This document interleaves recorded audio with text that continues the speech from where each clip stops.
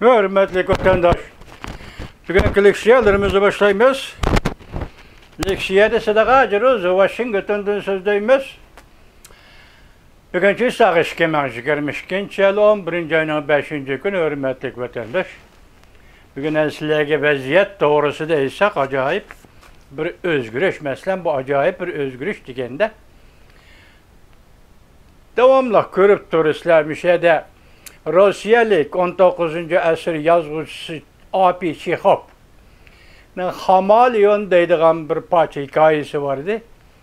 O Hamalyon diyen aptapның rengi yaki, aptaplık küllerdi yaki, bulutluk küllerdi yaki, etraftaki delderek ve üsümlükler bar cayladı mesela derhal onun rengi özgürüp, derhal bunun rengi özgürüp, meydansız mı da özgürüp durduğun adam ne?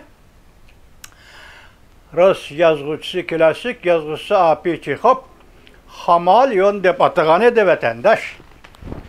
Hazır çünkü Kompartiyasının şu keyinki 20 yıllık buran hayatını koyun. Keyinki 20 yıllık degende 2001 yılı Dünya Savdo Teşkilatı 12. ayda a'za bulup kirgendin tatıp hazırgıça. Muşu yolda özgergen özgürüşlerini bir günü onu dep yenivelip, bir gün bunu dep yenivelip, bütün garp dünyasını avar kılganlığını, Saudi şeriklerini avar kılganlığını demeyle koyaylı, men hazır acayip bir özgürüş dedim. Tünügülletim, mesela 3. 4. günü de Germanya'nın veziri Scholz Beijing'i ziyaret kıldı 11 saatlik. Endi bunun da karısınız güya bir işten elçi bulup kelgendek, yaki güya bir işten agahlandırış bir iş için kelgendek. Hazır 11 saatlik ziyaretli men şunda bekittim. Bırak endi Cungo ile Germaniya oturusu yani kelişimler imza koyup da bunun da xavrim yok. Muşu adam, muşu vezir Beijing'i ziyaret kılıp qaytib ketkendan keyin Cungo'nun Şanghay'da import tuvarları körgezmesi deydiğen, yılda bir qatim eçilediğen yığınga ekran arkalı katnışıp Reis Xi Jinping nutuk sözlepti o vatandaşlar. Endi bu sözlügen nutukni hazır anlayışlar, hayran kalısılar. Hayran kalısılar. Muş degeni degen mu emas mı?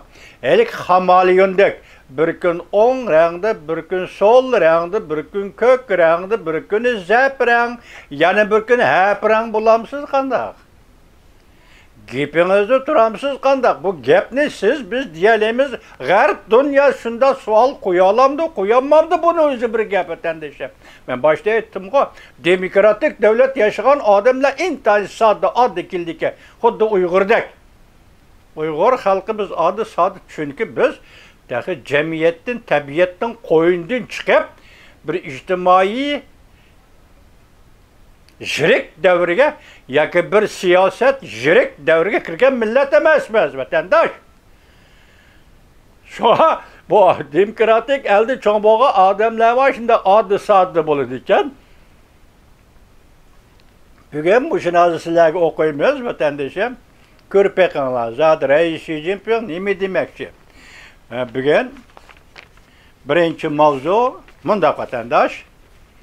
Xi Jinping tuyuksuzlar. Tüzüm karakterlik ekibitiş doğrusu toxtaldı. Anladınız mı? Xi Jinping tuyuksuzda tüzüm karakterlik ekibitiş doğrusu toxtaldı. Vaziyetinin yönelişi okşamay kaldı. Mavzulu haber 11. ayının 5. günü için hoşet urdu ilan kılındı haber. Bundak başlandı. Xi Jinping 5. növbetlik Cungo Halkara import körgezmesi nutuk sözledi. Asıl teksiti tüvendikçe. 2022 yıl 11. ayının 4.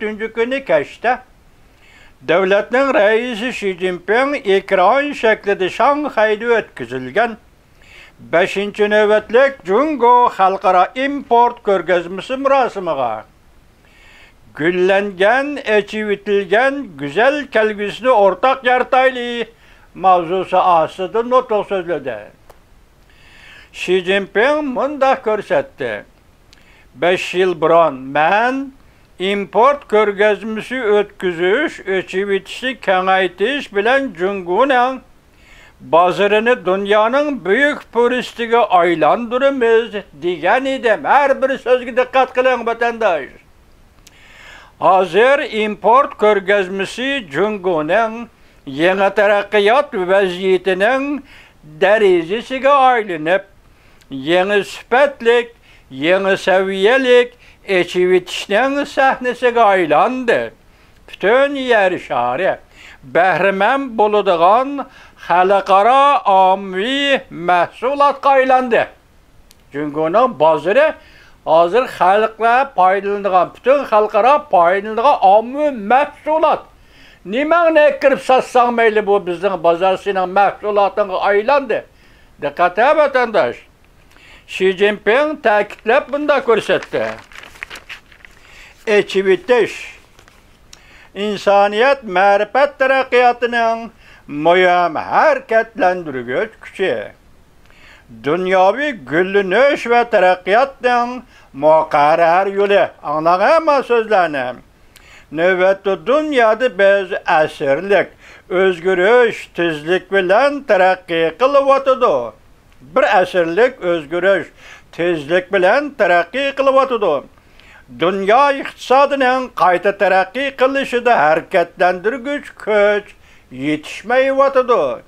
Biz işni etiş bilan buruqtumluqni yeshib etishimiz gerek.